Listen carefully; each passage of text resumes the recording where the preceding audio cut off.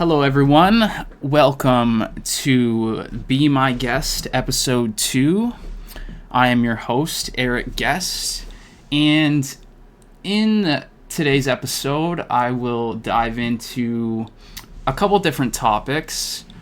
I'm always going to try to be open and honest when it comes to these Be My Guest episodes, especially when it pertains to mental health stuff, personal situations, psych ward stories, whatever it is. I think being very honest, very raw, is going to always be the best way to approach these things, as well as not sugarcoating anything. I never try to sugarcoat anything. I'm a very unapologetic person. I'm a very honest person. And I'm going to remain that way, even when it comes to maybe very traumatic situations, very emotional situations. I'm not going to stray away from what they are. I'm not going to pull any punches or pull my honest views and opinions just to save face or avoid hurting anyone's feelings. It's not what I do, and it's not what I'm going to do. So with these episodes, and this series in particular, the Be My Guest, I'm always going to be honest and unapologetic when it comes to these topics. The title of the show today is The Stereotype of Crazy, Breaking Myths of Psych Ward Patients. And what I want to do with this is just kind of break down some of the stereotypes, break down some of the myths, and kind of the collective narrative around some of these labels and some of the narratives altogether when it comes to psychiatry, mental health, everything in that lane. Because ultimately there are a lot of stereotypes, a lot of negative views. In some scenarios and in some cases, rightfully so, there's a negative image that has been sculpted and built around the world of psychiatry, the world of insane asylums, the world of mental institutions, which I don't think is right. I think it's incredibly detrimental to the people in that world, and the people that not only are in that world, the people that have been thrusted upon into that world that are trying to find and circumnavigate their way out of that world into a somewhat normal life. They don't need, and I don't need to say they, I don't need to exclude myself from that conversation. We don't need extra stereotypes and negative implications on these stereotypes and negative implications on what this world is when we are just trying to figure out whatever happens and figure out a positive direction forward for what our lives can look like and what our lives can be. So when I ask myself what comes to mind when I hear that someone's crazy, I think most of the world will have a similar view when you hear the word crazy of what a person who is crazy looks like. You may think of a homeless person. You may think of the homeless people you see when you walk down these big cities that are drug addicts and alcoholics and whatever not. I mean, it's sad. It is sad to think about some of the situations that these people are in. You also think of people who have been institutionalized, people that have gone to psychiatric hospitals, people that have psychotic breaks. And I think that's pretty common amongst I would say a lot of people, when you think of who's crazy, it's the drug addicts. It's obviously the psychotic episodes. Yes, you can see why someone potentially losing their mind, going crazy, having a psychotic break would ultimately lead to people thinking you're crazy. But I don't think that's fair. And you never know where that's going to come from. You never know what that is potentially stemming from. And in a lot of cases, in a lot of scenarios, these episodes, these psychotic breaks, these crazy people, it is outside of their actions and anything that they could have done that causes these episodes sometimes. And sometimes it is their fault. Sometimes the actions that they do, the things they do, the drugs, the alcohol, the life they live contributes to psychotic breaks. But in cases, that's not the case. It is potentially hereditary, potential family lineage, potential stress, anxiety, overwhelming stress can cause psychotic breaks. There's a handful of things that can contribute to these things happening. But going back to the point of the stereotypical viewpoint on someone who is crazy, why, when you think of someone who's crazy, do we all collectively come to the same type of people, the same narratives?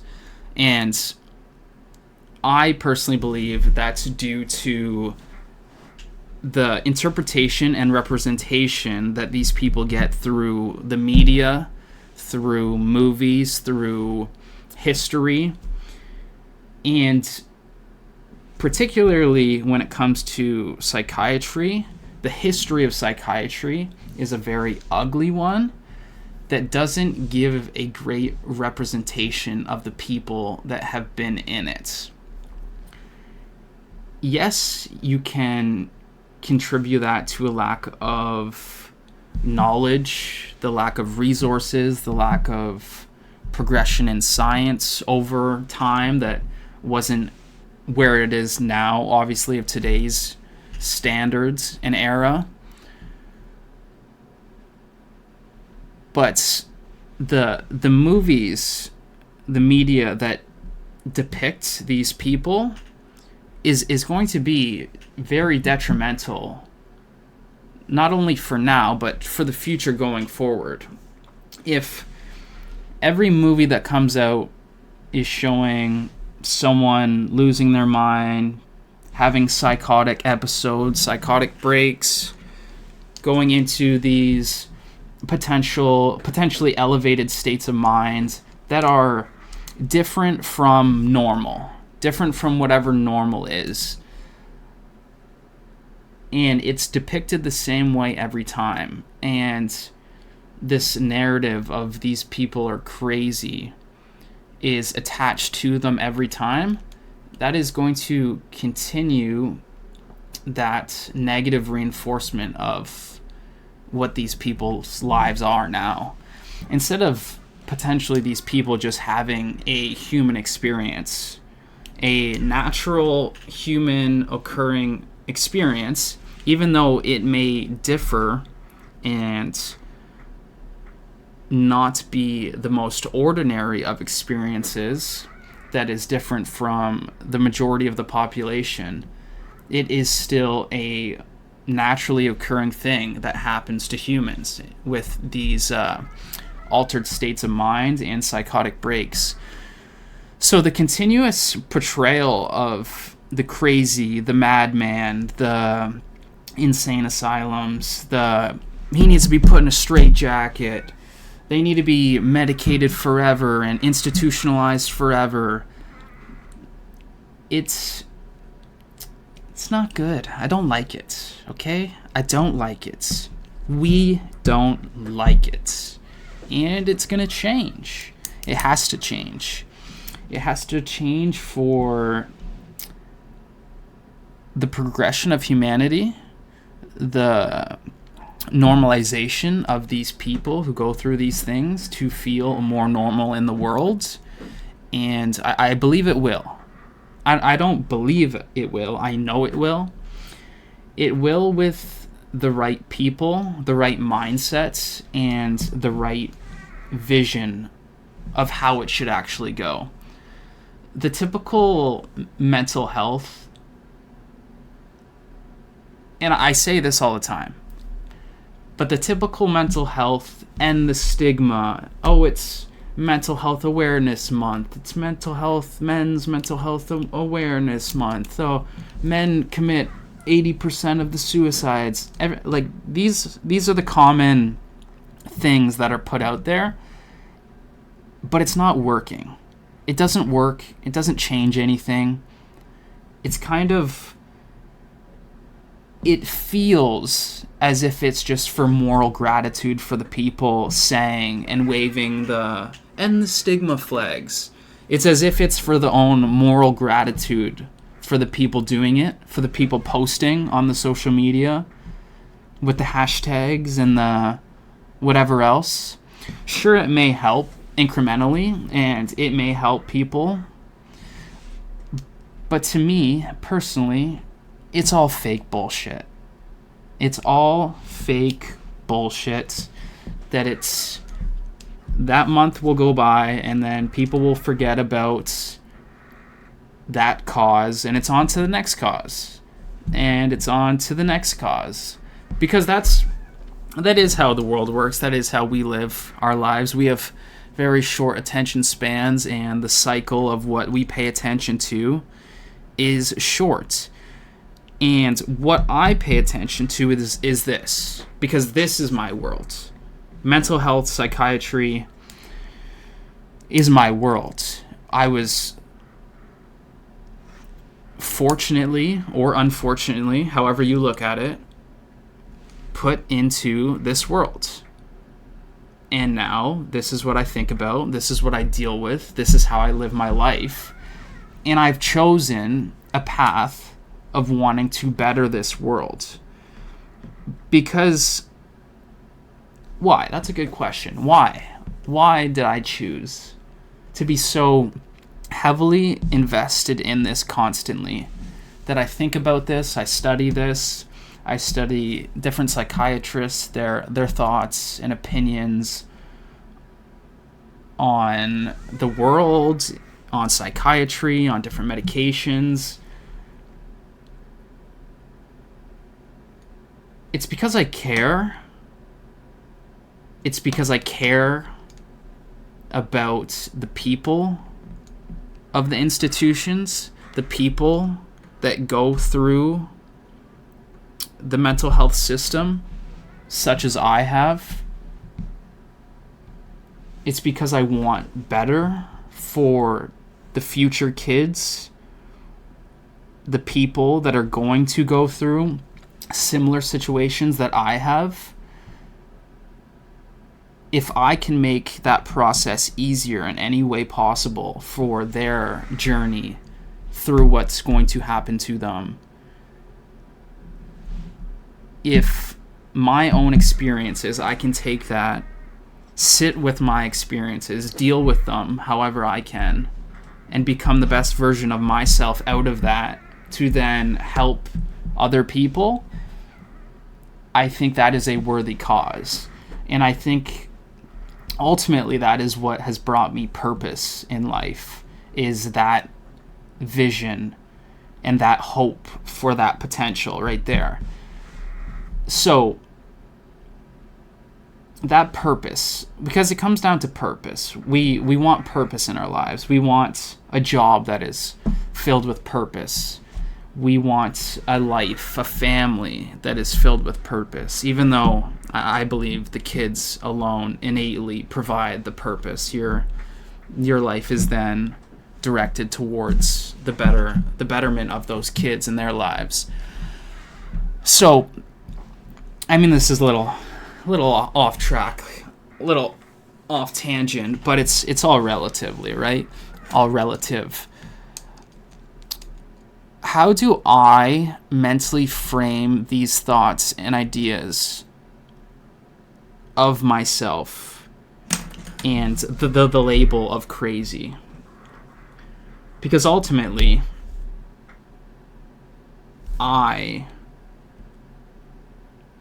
if I look at the world the same way that I would say the most people do, through the lens of the movies that have depicted these people, the shows that have depicted these people, and the YouTube videos of the insane asylums, the institutions, if I view those people the same way that everyone else does, I am one of those people that I'm viewing in that same light. So then, I am crazy. Metaphorically. Or, realistically. Whatever you decide. But how do I deal with that? For a long time, I thought of... I don't know how loud... I don't want my mic to be spiking. It looked like it was there, and I don't know why. I don't know if my chair is... My mic picks up the chair squeaking. I'm gonna have to deal with that. That's loud. That's squeaking. Oh, me laughing was super loud on the mic. Oh, this is off topic, but some technical difficulties. That's okay. But if I'm viewed as crazy in this world, I think a part of me for a long time did view myself that way. I thought to myself, I've been through mental health situations. I've had psychotic episodes. I've gone to mental institutions. So I am the same person that has been depicted throughout these movies and shows. And I am going to be viewed in the same light of those around me, potentially. Maybe not all. There are some people who have differing opinions and viewpoints on different mental health things. Some people have been exposed to this world more. Some people work in the medical field, hospitals, etc., police officers. But some people haven't been exposed to anything at all. So their narrow-minded opinion and view on the world of psychiatry and mental health, these are crazy people. You go to a psych ward, you go to an insane asylum, you are crazy. So, over the years, with that thought in mind, how I rationalized myself and how I viewed myself in this world was from a very negative light. It was from that point of view. It was, I'm a crazy person now in this world. I have to be. Because this is what social media, this is what the movies have depicted of these people, which I am one of. So navigating that, I flipped it on its head and took the stance that being different is better than being the same as everyone else. So, in other words, being crazy, having a different mindset, a different viewpoint on the world, for me, will work in my favor and benefit me rather than thinking the same as everyone else and potentially being the same as everyone else. So trying to embrace that thought of being crazy, the thought of being potentially impulsive, sporadic, excessive in a lot of ways, in my thinking, in my actions as well sometimes, I've had to try to embrace that. And now I do. Similar to, I guess you could say, in I mean, this may be a weird comparison, maybe not, considering the Joker movies, the Joaquin Phoenix, he's in the mental institutes, whatever, but he, in a sense, they embrace that side of them. They embrace the being different. They embrace being free, being their authentic selves. And if you are going to be looked upon as crazy by the world for being yourself, for being your unapologetic, authentic self in the purest form that it is, you have to just embrace it. That's what it comes down to. You have to say, fuck the naysayers, fuck everyone's opinions. I'll be crazy. I'll be the crazy one. I am the crazy one. And that's okay. There's nothing wrong with that. The world has depicted me, my kin, my people this way. The labels, the institutions, we have been depicted in this light and in this manner. So I'm not going to let that hold me down and drown me my entire life. I won't let it. I could easily let the things that have happened, my lived experiences, drown me and hold me down and suppress me into a version of myself that isn't the best version of me. I could allow the thoughts of others potentially thinking I'm crazy, potentially thinking I'm different, to bother me and hold me down into someone that I'm not. A dulled, suppressed version of me. Or I could say, fuck you, and just be fucking crazy. Just lean into it, okay? Why not? Even if I'm not crazy. Even if I am. Why not?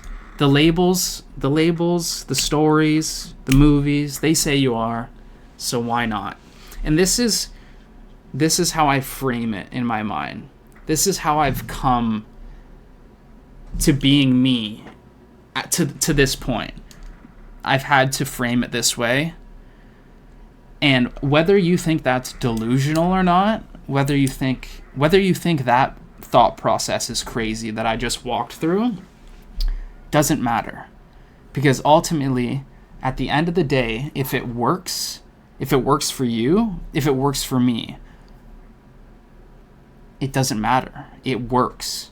If it's delusional, if it's hard to follow, if it's not seamless all the way through, step by step, how I got to thinking the way I think and gaining confidence through thinking that way, it doesn't matter because it works. So be delusional as you want to be. Be delusional as you have to be to flip your world, to flip a negative label, a negative situation, a negative point in your life into a positive one.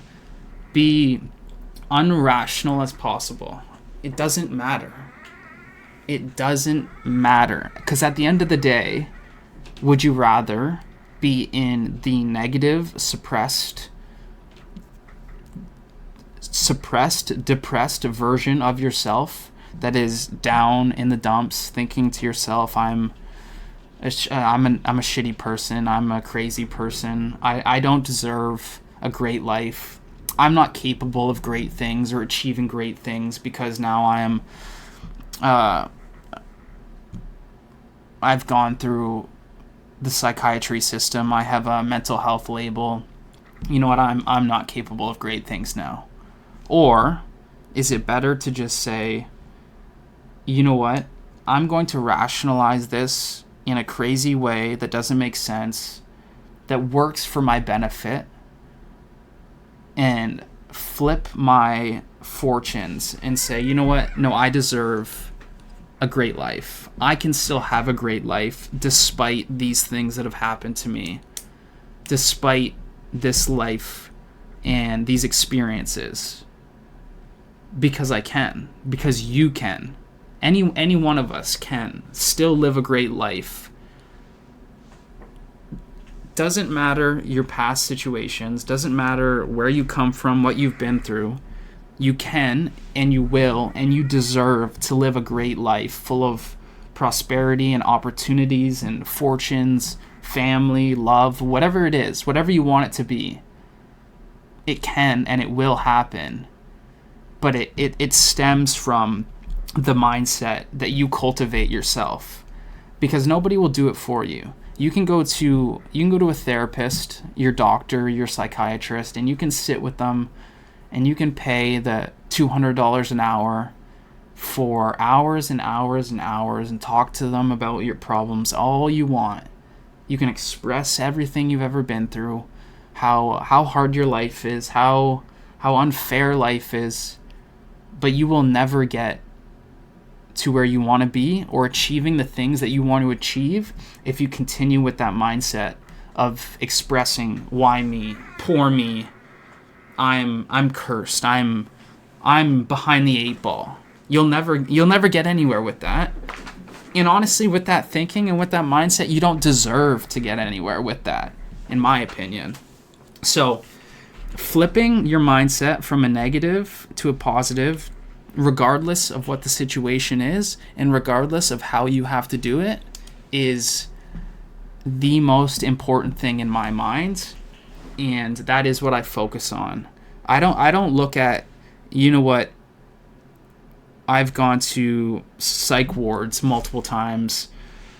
Poor me. I'm going to wither away my life now because of this. I can't accomplish anything. I say, those are awesome experiences. Okay, maybe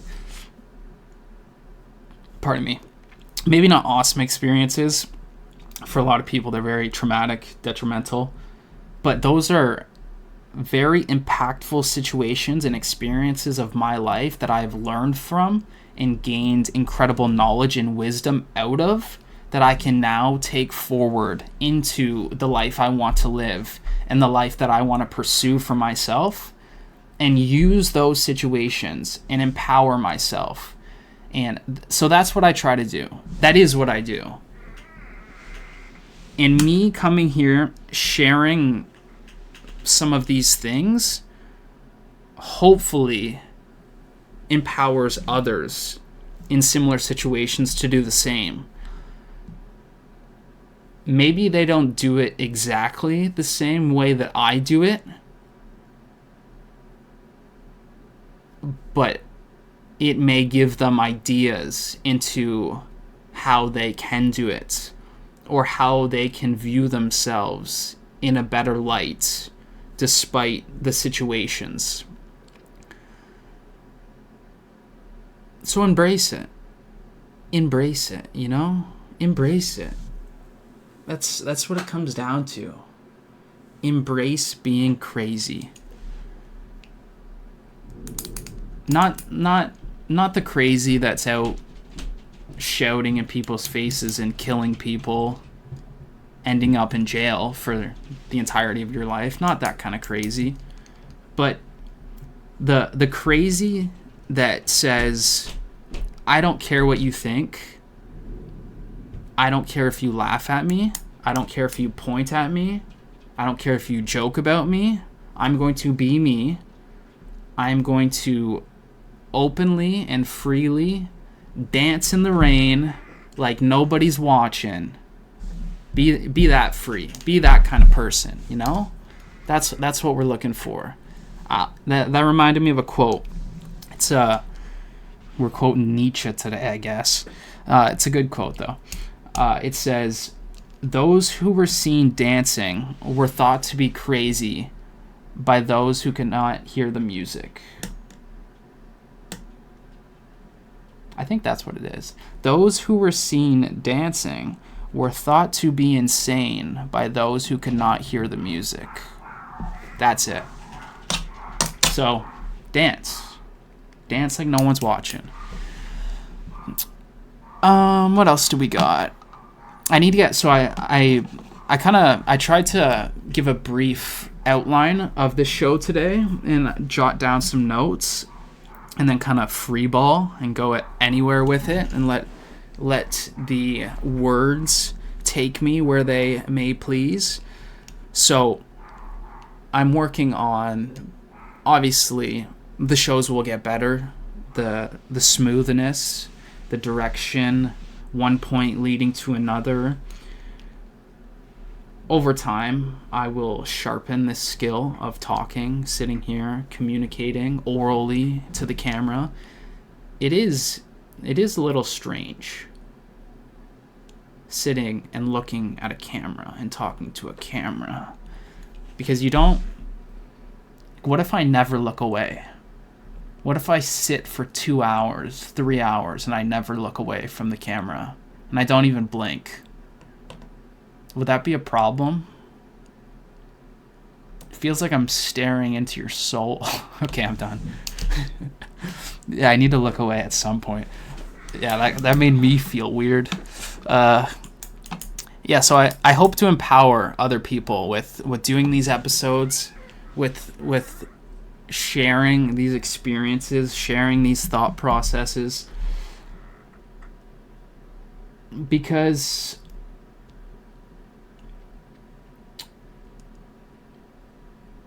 why not? I know that's a bad answer. Because I think it's a good cause. I think it's a needed cause. I think there's big gaps in the medical health system, particularly the psychiatry system, mental health system. There are big holes and gaps that are missing. So we can just blow up the entirety of the system and build a new one, is what I think will happen. I'm kidding. We don't need to blow up the whole system. Only 99% of it. That 1% of the current system can stay. The other 99%, drop the nukes on it. Is that all of my notes, really?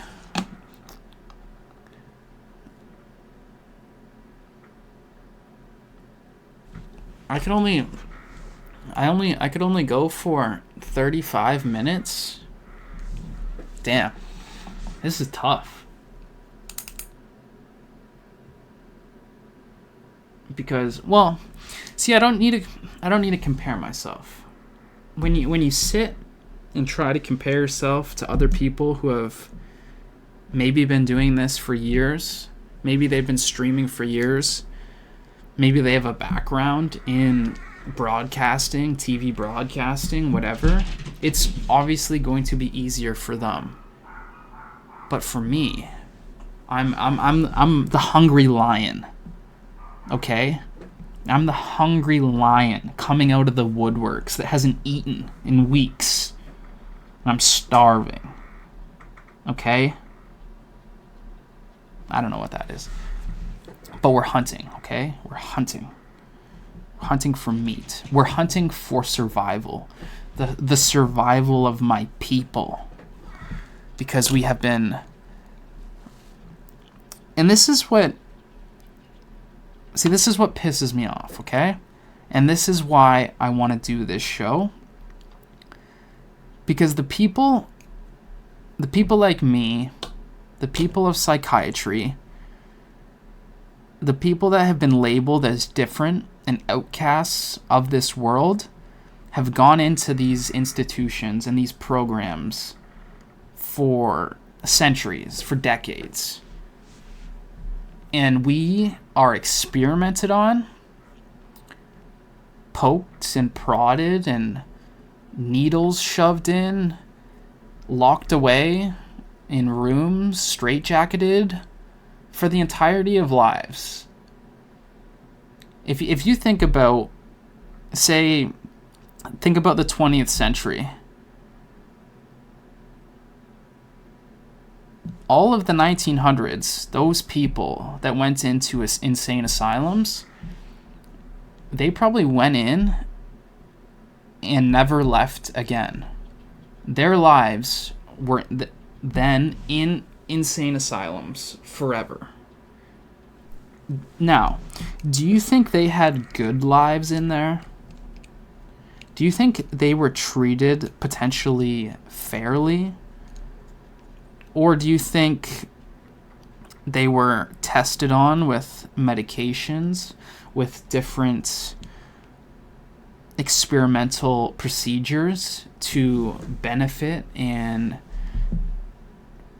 further push healthcare in the right direction? Do you think the lobotomization, the ice picks into the frontal lobes, was fun for those people? Do you think the chemical castration of those people were fun? The shock therapy? Do you think that was fun for those people, for those kids? Young adults, old adults that went through those systems? Because I don't. I think it was torturous. I think those people lived in hell. They lived in hell on earth. And it was not long ago. And it pisses me off, and this is why I'm so passionate about this subject, is because I would have been one of those people. I would have been a person strapped to beds my whole life, in straitjackets my whole life, potentially getting ice picks shoved into my frontal lobe, becoming a vegetable. I would have been one of those people. So, to see not long ago that how those people were treated to how we are treated now, and just say, oh, you know what, you have to forgive those people. Forgive them for what they didn't know. Forgive them. You know what, 50 years ago, them shoving ice picks in frontal lobes and getting Nobel Peace Prizes and for it. I don't know if it was the Nobel Peace Prize. Someone was getting, I think it was, what was it? Let's see. Let's find out. That's what we got the computer for. Who was it? Who was it that got a Nobel Peace? Maybe it wasn't a Nobel Peace Prize. Because that doesn't really make sense, but there was something. Okay, here we go. That was Egas Moniz, a Portuguese neurologist. He received the Nobel Peace Prize in Physiology or Medicine in 1949 for developing the prefrontal lobotomy, which he claimed could treat certain mental illnesses. While the Nobel Committee awarded him for what was then considered a medical breakthrough, the procedure later became widely condemned for its brutal and often devastating effects, causing severe personality changes, cognitive impairment, and emotional blunting in many patients. Moniz's Nobel is now one of most controversial in history, often cited as an example of how science can be misguided by the medical and cultural assumptions of its time. Yeah. So they were giving people Nobel Peace Prizes for shoving ice picks in the front of mental health patients' brains. Jesus fuck. Oh my. Oh my. And even you can go back to when were the last lobotomies committed? We can go and do this.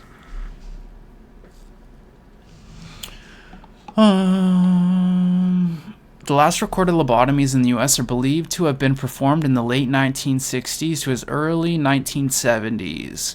Some reports suggest isolated procedures continued into the 1980s in other countries, but never as a mainstream treatment again. So 50 years ago, they were still doing it. So the humans of 50 years ago, do you think they were much different than we are today? Do you think they had much different intentions or potentially different viewpoints on those patients that they were treating that way? Because ultimately, my viewpoint is to be able to shove an ice pick in, so a lobotomy, you shove the ice pick through the front eye socket, and it goes into the frontal lobe, prefrontal cortex, and they just like scrape it around. So genuinely, a doctor, a Nobel Peace Prize winning doctor of 50 years ago, or he was a little longer ago, but award-winning doctors shoving ice picks into the front of a human brain. Do you think they were much different than the people of today, those people? No. So how could they rationalize doing this to another human, is what I ask myself. How could a doctor rationalize treating another human being this way? And ultimately, it's pretty simple. They don't think that other person is human. It's not that they don't think they're human, but they are a subsect of human. They are categorized as a lower class human. After being institutionalized into these insane asylums, these humans now are lower tier humans than the normal tier doctors up here, which makes it easy for them to go and manipulate and experiment on these humans in whatever manner they see fit, is what it comes down to. So, if we take that thought process and carry it into today's world, after being labeled with a diagnosis of borderline personality disorder, schizophrenia, bipolar, severe depression, anxiety, whatever it is, whatever it may be, now you are categorically lower. You're categorically lower than the normal human of these doctors, of everyone else. I would say you're in a subsect category of a mental health patient. You are below the normal standard. You have been labeled for your life as someone with a illness, a mental illness, something wrong with your brain that puts you in a category lower. So if we take the same thinking from the 1900s that those doctors did and treated those other humans incredibly inhumanely, do you think the doctors of today could do the same thing?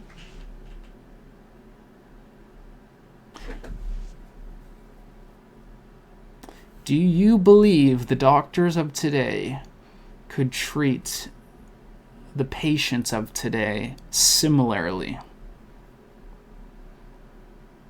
I believe yes. And I don't know how you could come to a conclusion any different. I don't know how you could see it any differently. So, that is where my passion for this subject stems from. It stems from the generations of mistreatment, the generations of manipulation and torture, and unjustified treatment towards my kin, towards my people. And you can argue, oh, but today in today's world, it's so much better. We had to learn from the past generations. We had to do those things to learn what works and what doesn't work to get to this great time in history that we are at today. Really? Fuck off. Fuck off is what I have to say to that. I don't think the people of today in psychiatry, in mental health, are treated as well as they should be. And that's not to say that they aren't treated better, because they are, but I think in a lot of ways there are similar things being used to keep these people nullified, to keep these people dullified, chemically castrated into versions of themselves that the world will accept as normal, so they can function in today's society without potentially disturbing anyone else, instead of these people truly blossoming and becoming who they are in the fullest extent of that. They are nullified into someone that fits society's standards, they are nullified into being someone that fits society's standards instead of being who they truly are, is my belief. That is my belief. So, that is going to be this portion of the show. Got a little... I think that was good. I think see, this main section here for the last 15-20 minutes will be a big reoccurring topic. It will be a large reoccurring thing in this series and in this show, because I think that's very important.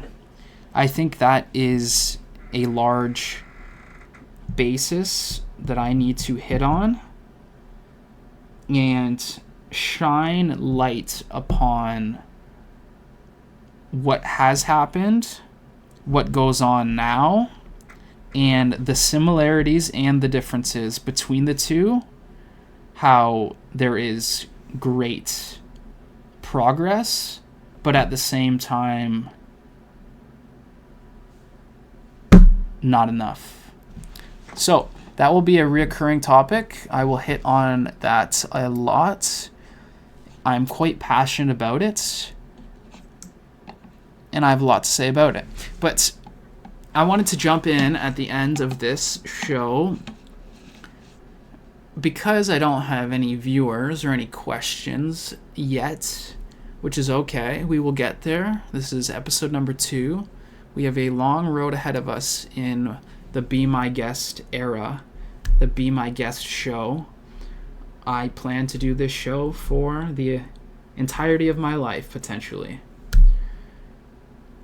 And I will enjoy it thoroughly all the way through.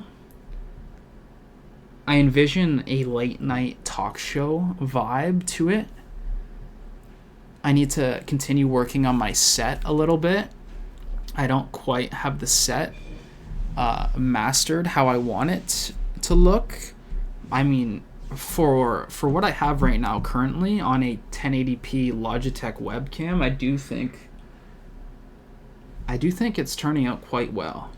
Although the lighting is a big thing I need to work on, the majority of what I read says lighting is key and huge to the video quality and how the shot will look.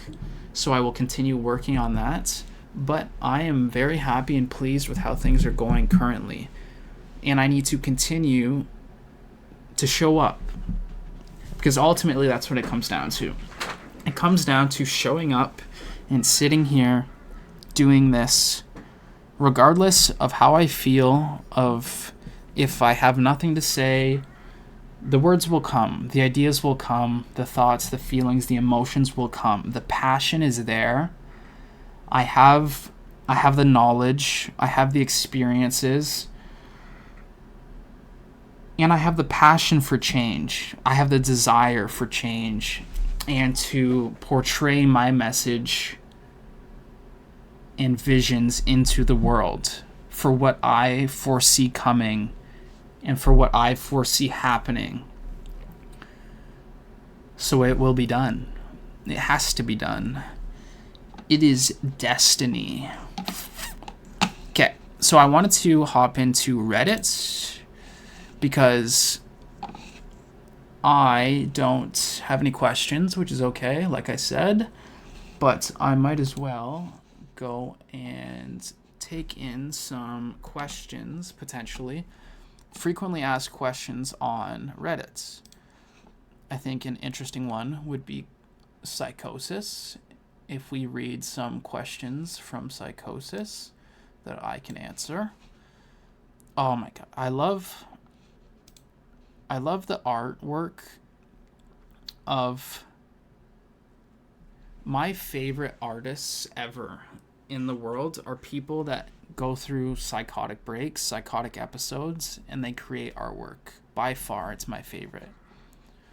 It's my favorite thing ever. There's always a large reoccurring factor of like, if you see this kind of third eye protruding out of the forehead, it's always a reoccurring factor of psychosis and psychotic episodes. It's very interesting. But yeah, let's maybe find some questions, maybe even some stories that I can talk about. Has any president or prominent political figure gone through psychosis while in office? Just a random question. I'm curious what effects, if any, psychosis has had on the world from those in power. Yes, there has been one. King Henry III, I believe, from Great Britain, had multiple psychotic episodes while he was in office in his tenure. I believe it's King Henry. Let's go just double check, so I'm not feeding potential. King Henry the Third, the Mad King, I believe.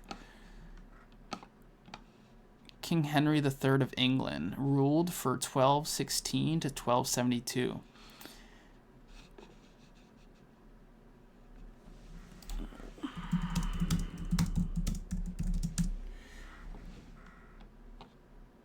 You're probably thinking of King George the Third. Okay, not King Henry. King George the Third was the Mad King, who he ruled for nearly 80 years.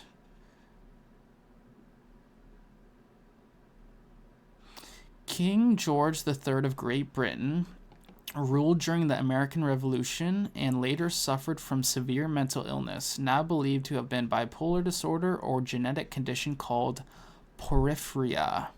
His erratic behavior and episodes of madness earned him the nickname the Mad King. Yeah, he's a very interesting one. If you look into some of his life story of what was going on during his rule, it's very, very interesting that he, even with a lot of his medical problems, led the biggest empire that has ever existed. Yeah, he's a cool one. King George III, the Mad King of Great Britain. First time experience, not sure if psychosis or something else.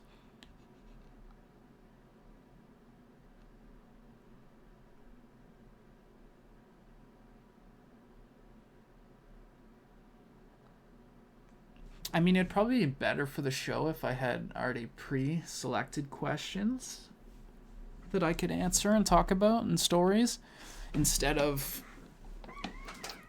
doing it this way. But that's okay. We're working. It's a work in progress.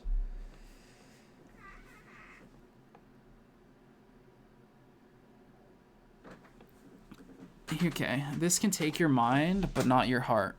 This disease can affect your mind, but not your heart. I've had glimpses of what an open heart feels like. It started with a dream where I was in a place of worship. I even saw a holy figure who seemed to be observing me, and he laughed at my childishness.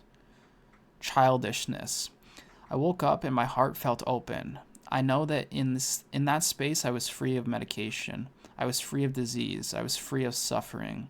That feeling only lasted until the next morning. I felt it again and went on shrooms.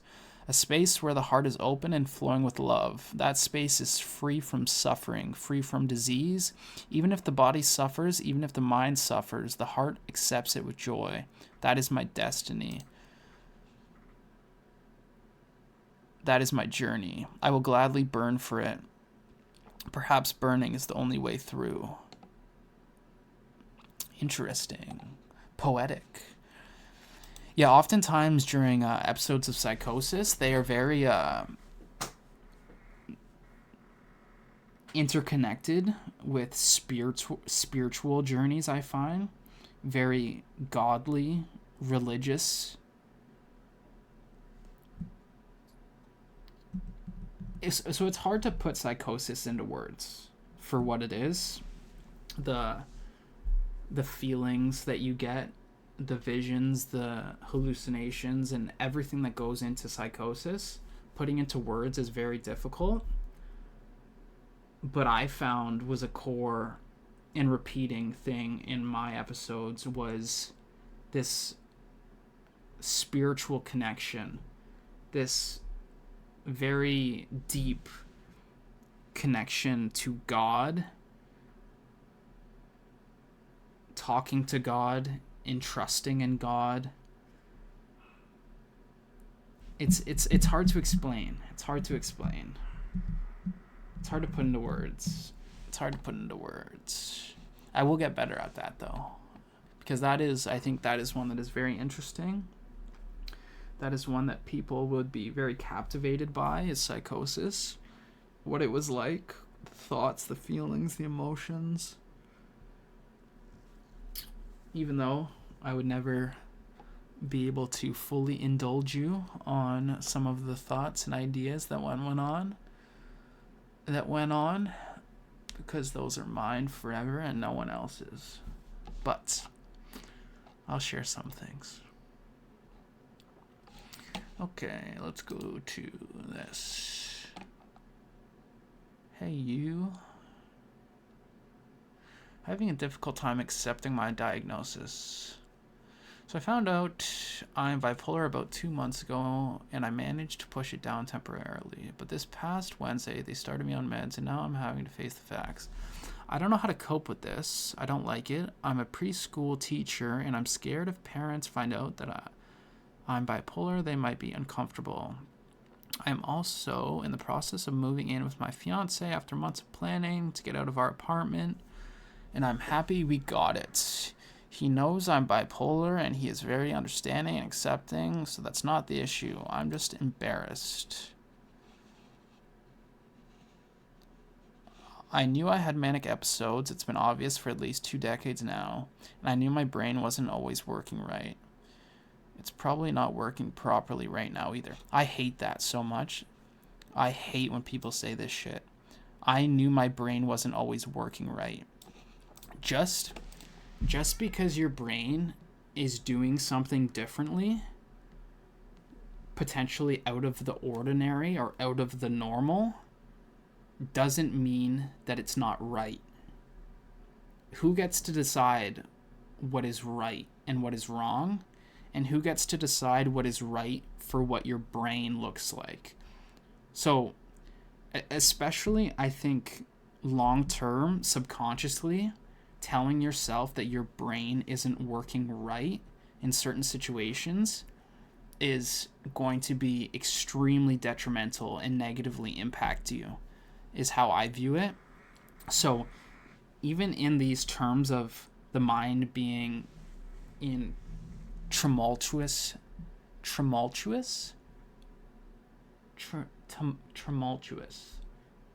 a big word. Tumultuous. It's not how you say it. Tumultuous. Anyways, even in the mind of being in these extremely turmoil states or different experiences, elevated states, whatever, claiming that your brain isn't working right, I think is the wrong approach to it. I think it is a very detrimental approach to it.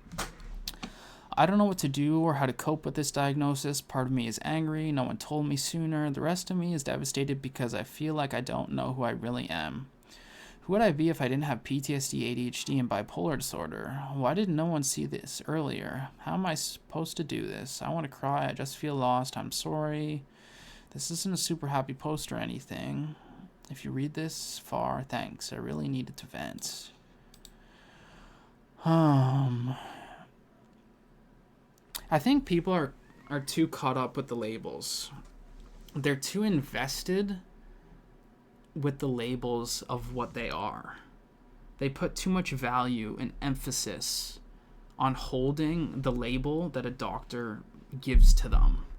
Like in a sense, to them, on a deeper level, it's a badge of honor. I mean, they might not see it that way, but they claim, now that I have a label, now that I have my diagnosis, my problems will be solved. And I think we need to stop doing that.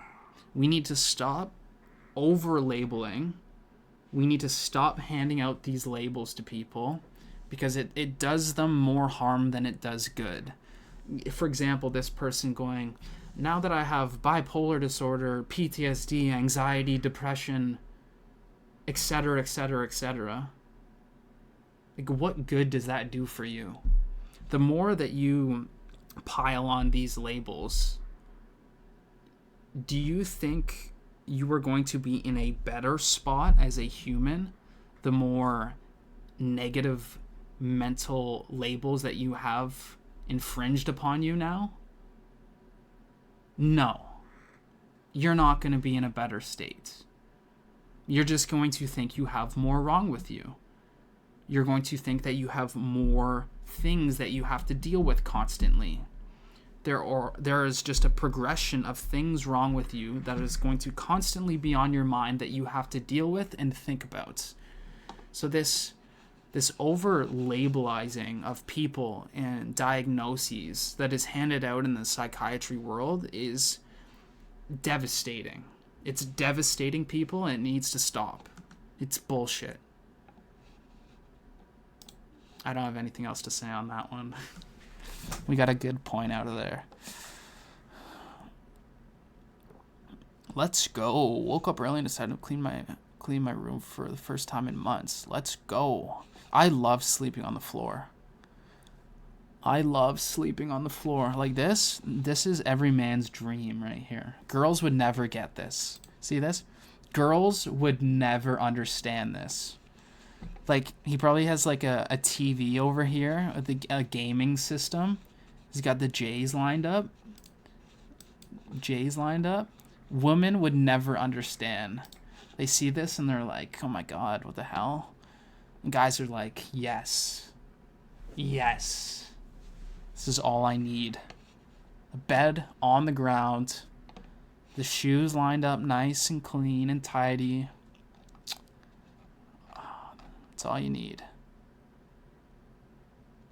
That's all you need in this world, folks.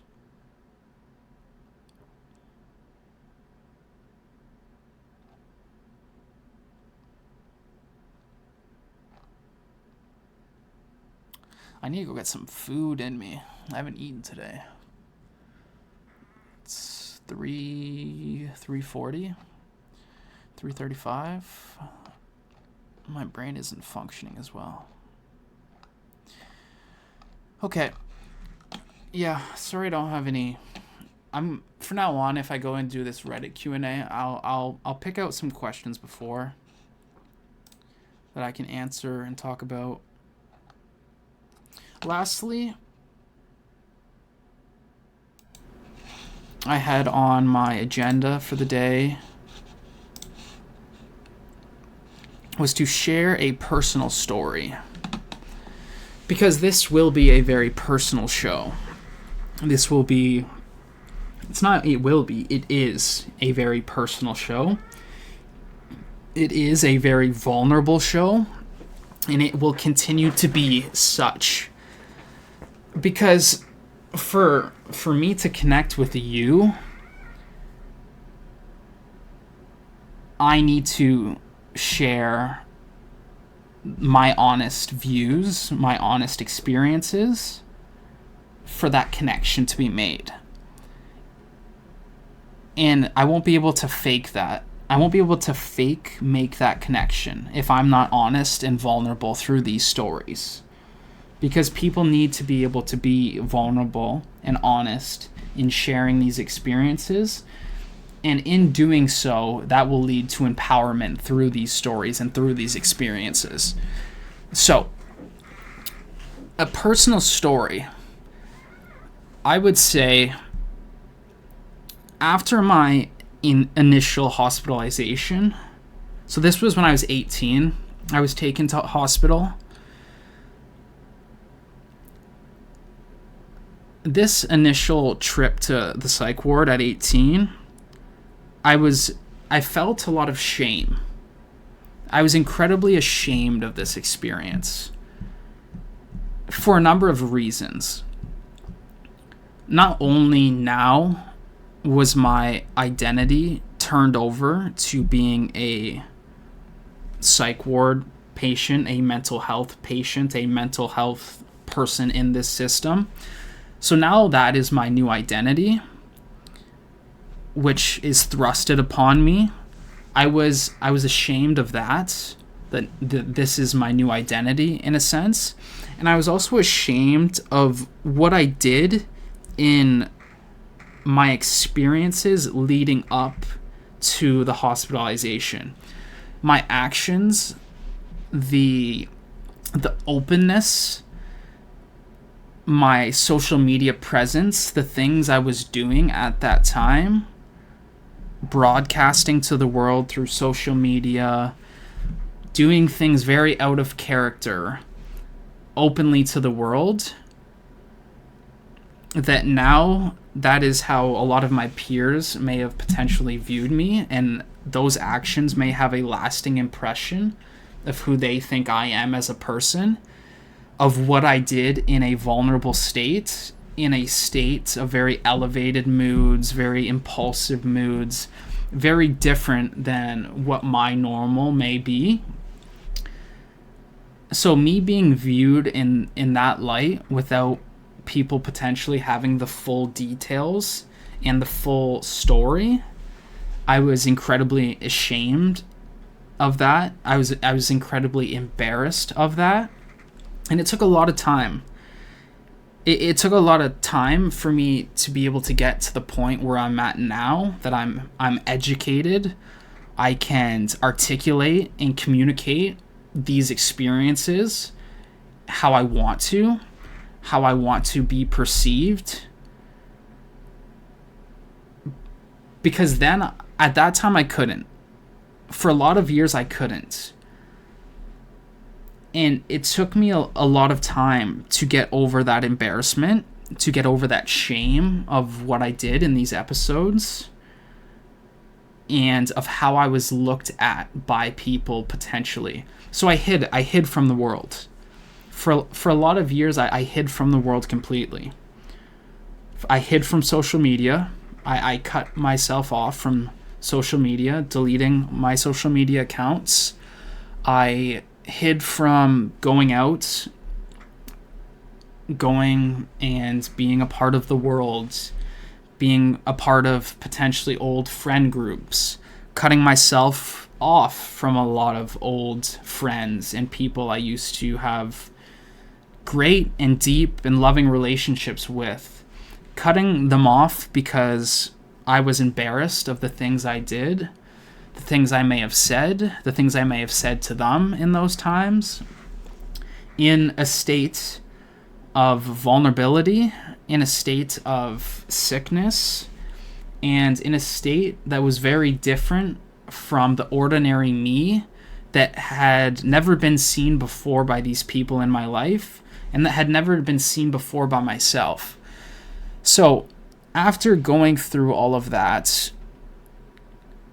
and rationalizing it all, sitting with it all for a lot of years, reflecting on all of that, and now coming to, not the end, but coming to a point in my life that I can take those experiences and share them in a positive light, in a positive direction, has been very beneficial for me, is great stepping forward into the world I want to live and the person I want to be, instead of being that embarrassed, ashamed person of my own actions that I had no hold over. There was nothing I could do to stop those actions and those experiences, those potential psychotic breaks from happening. There was nothing I could have done that could have stopped those from happening. And even though that was the case, that was my destiny. That was how my world turned out to be as a young adult. The amount of shame and embarrassment that I put upon myself for that wasn't fair to myself. And I know there are a lot of people that do the same thing that I did in similar situations. That shame, that embarrassment, withdrawing from the world, hiding from the world because of episodes like this, because of the shame that comes with episodes similar to these things. So, I don't know where I was going with this story, but I wanted to just put out into the world that it is okay to have a psychotic break. It is okay to have mental health problems. It is okay to be different. It is okay to be crazy in this world. It is okay to go to a mental institution. It is okay to take medications. All of that is okay. None of that is to be ashamed of, embarrassed by. There's no need to hide from the world. There's no need to hide from who you are. You need to step into who you are. Step into the light of that person and embrace who you are. Embrace being different. Embrace being crazy. And embrace viewing the world differently, because ultimately there is nothing wrong with it. You're not crazy for feeling deeply in a world that often doesn't. In a world that often is very shallow. It's a very shallow-minded society we live in today through social media, through the lack of connection, the lack of deep morals and values. You're not crazy for feeling very deeply and having these experiences, is how we will end this episode. So, again, thank you to every listener. Thank you to every watcher of this series. I am incredibly appreciative and grateful for every single one of you that will come along for this series. And I will continue to do my best and continue to try to improve upon this series, improve upon my communication, improve upon my storytelling, my humor, everything that goes into that. And ultimately, I will continue being me to the fullest of my ability, because that's all I can do. But yeah, thank you. Thank you for watching. That has been Be My Guest, episode number 2. Bye.